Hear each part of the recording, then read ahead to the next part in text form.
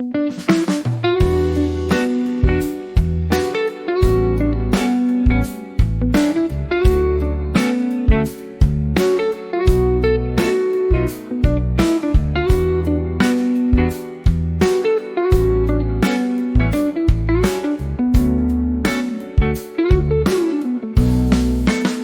nothing.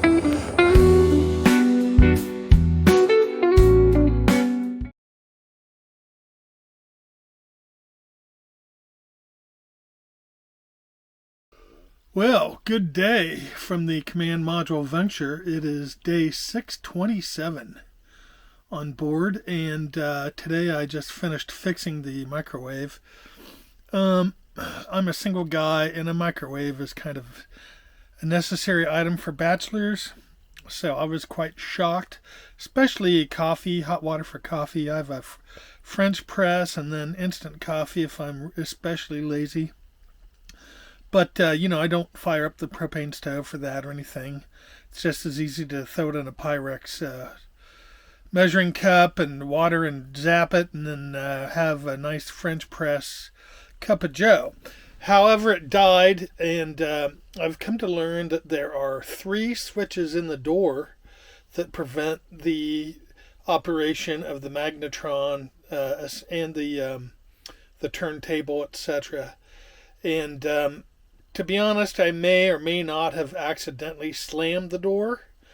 That morning I was able to make coffee, but then no bueno after that. So I ordered the switches. I'll link it in the video. An important thing to note is that there are some great videos out there. I watched great videos, but when I got into my microwave, things changed rapidly. Things that they didn't show, they're minor, but if you don't have experience or something like that, you could get lost. And I was starting to get lost, and then I actually asked AI. Google Gemini AI is really good. Can't deny it. So anyway, let me show you something about the switch. So the top switch is the primary interlock, and it is normally open. So there is no current going through that. When the door is open, the circuit is broken, and no power can reach the heating components. When you close the door, the top plastic door prong physically pushes a little button down, which closes the internal contacts, completing the circuit, and it's going to be dinner time. It is the main power gatekeeper. If it doesn't get pressed or is broken, and mine was spongy, there was no switch left to it. It's just a spring action, probably from me slamming the door accidentally. If it's the main power gatekeeper, if it doesn't get pressed, the microwave acts like it has no idea the door is closed, and that is absolutely describes a symptom. Number 2, it's the middle switch, the monitor switch, and that, bear in mind I switched out the top switch and the bottom switch. The middle switch is the monitor switch, which is still an original switch. When the door is open, the switch button is released, meaning the circuit is actually completed. It's closed. It forms an intentional short circuit directly across the main power line right after the fuse. When you close the door mechanism actively presses the switch button down, which forces the internal circuit to open, break the connection. The bottom switch, the secondary interlock.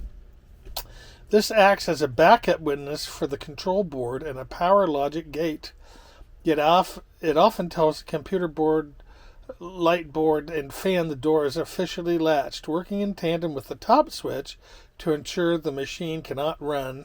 Both top and bottom latches are fully engaged. So, there are YouTubes that I watched, they're good, and it pointed to the bottom switch, and I switched that out, and that wasn't it. It was the top switch. They both work in concert. So that's an explanation of the switches. Now then, no one tells you in any of these videos how to get the shroud off. It's easy there are back screws and side screws, and that's all well and good. And the back and sides come up, but this is the front. And you see this gap right here. Right here, all the way across the front. It fits into this little white edge on the front. And, of course you can't see it and nobody tells you about it, but you have to pull the shroud straight back. So let's get a wider shot of this shroud here. And so this is the front. And the light isn't really showing, but let me get closer. This is the lip inside the shroud that fits in the front. So, and then this is the rear, the top, and then this is the rear here. So when you get the screws off, you pull it sharply straight towards the back. You don't bend up the sides or anything. And then this pops out of that lip. And of course, I will mention this again. This right here, this guy, is the big capacitor in here, and you do not want to touch that. It'll really change your day. And other videos do say that, but they want you to jump it and discharge it. Just don't go anywhere near it. It's on the side of the switch, but it's out of the way so you don't have to touch it. And so anyway, I'm just going to reiterate that. Okay. Once this screw here in this hole is removed, then you can take the control panel out, which moves this out of the way of the switch. And I'm trying to show you here. This is the actual pivot of the door right here, and this is the switch we need to remove. When this is in place, it's up against that switch and you can't remove it. So you have to remove this screw, pop it out, and then, of course, that white bar, actuating bar, is out of the way of this switch.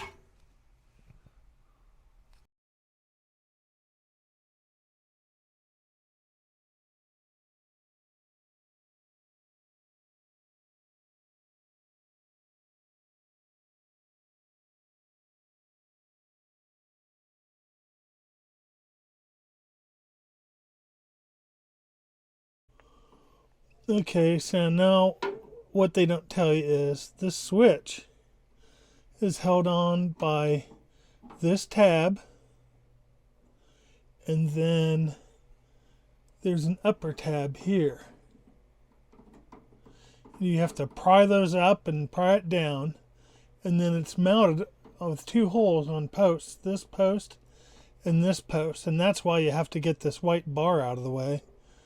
And it's still very difficult, and I can't do it and show you at the same time. So anyway, I just want to show you this tab, upper tab and lower tab. Of course, they're plastic and brittle and fragile. And then it's going to have really close clearance sliding out over this little white piece of sheet metal. But it's got to be done, so I'll be back. Here's the switch removed, and I had to essentially walk it, back and forth and back and forth off of these pins. And again, these have two pins to hold it on, two holes. Any video I've seen shows it have one pin and you can swivel the switch down and pop it off. That's not the way it is here, folks. It was not that easy, and there are wires in the way. I'm trying to get a clear shot of it. So here is a close-up shot of the pin, the upper right pin, and then here, kind of in the shadow, is the lower left pin. And see the clearance of the sheet metal? It is, so I had to essentially do these two tabs, loosen them, get it loose, and walk the switch back and forth. like walk it off the posts. And it helped to get a curved pair of hemos to reach in behind it and give it a little nudge from behind to push. There wasn't much room to do that, but it's off. And these are things, again, people don't show you. They show you where the switch is. Magically, they have the switch out, ready to put in. No, it's not magic. It's a pain.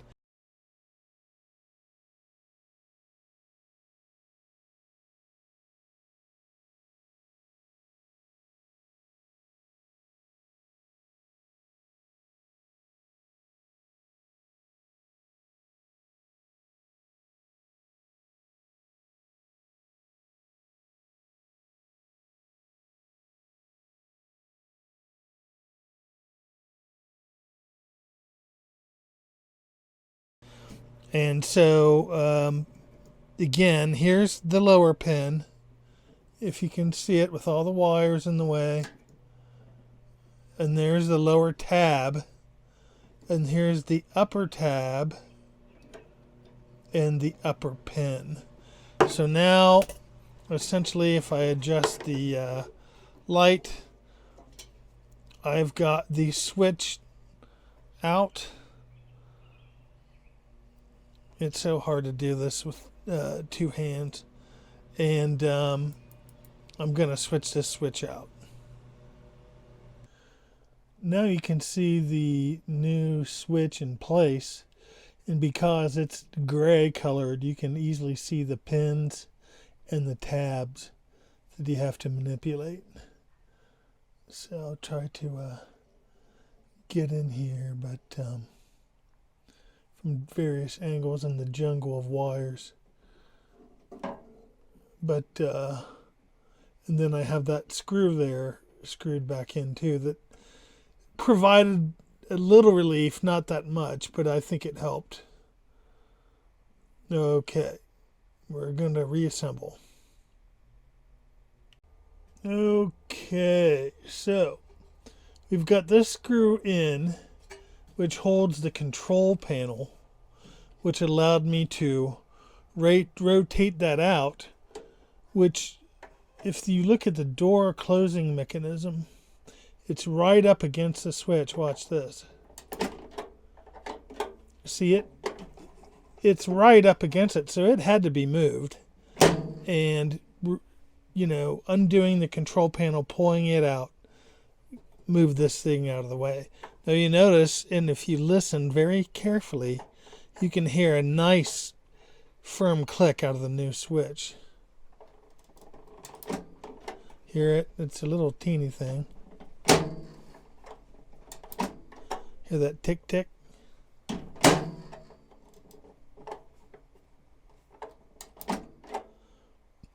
So we're going to finish reassembling.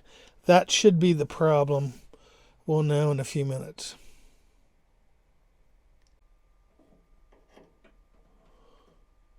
Okay, so sadly, that bottom switch made no difference. When I took out the old one and tested it, it was fine. I still put in the new one while I was there, so that's no problem. But I found that the top switch is dead.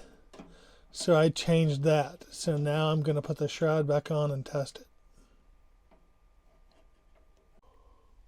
Okay, the shroud is on top. And you see the sides here hanging freely. But you see this lip now. This white lip extends inward and fits into that little slot in the front edge. So now I'm just going to push and pull it, and I can't do it with one hand, so I'm just effectively going to squeeze it into the top, and then I will anchor the sides. Okay, now you can see there's no gap in the front.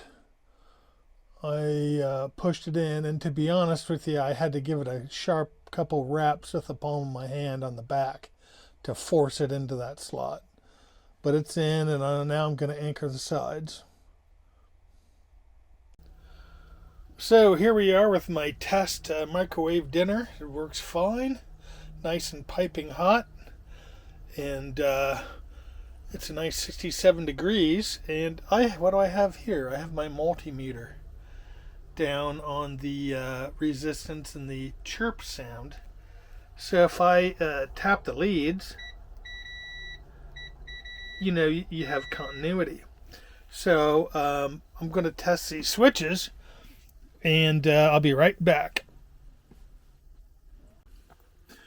Okay, so I've got the switch that I pulled out. It was the number, or rather, it was the top switch of the 3. And you see that it's open now. I've got my multimeter here, and it's not making a sound. If I even press the button, there's no sound. So this is a dead thing. And you can even feel the sponginess of the switch. I mean, there's no switch to it. It's just a spring. So it's dead. This is the dead. So this is the first switch I swapped out, and it wasn't that. It was the bottom switch, and all the symptoms that I had, which were the light would come on, I'd tell it to cook, the timer would go off, and nothing, no turntable would spin, no magnetron sound, the humming sound.